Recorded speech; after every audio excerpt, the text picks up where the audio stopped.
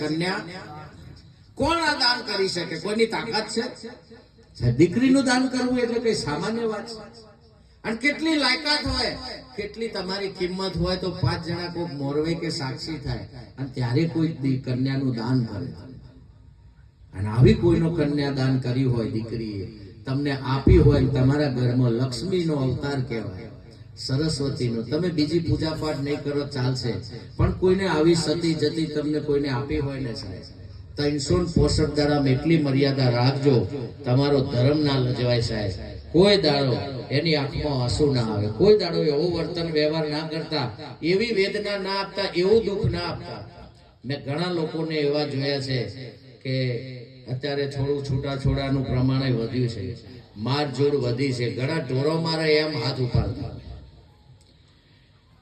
ખરેખર આ મોટું પાપ છે, આનો વ્યભિચાર કહેવાય.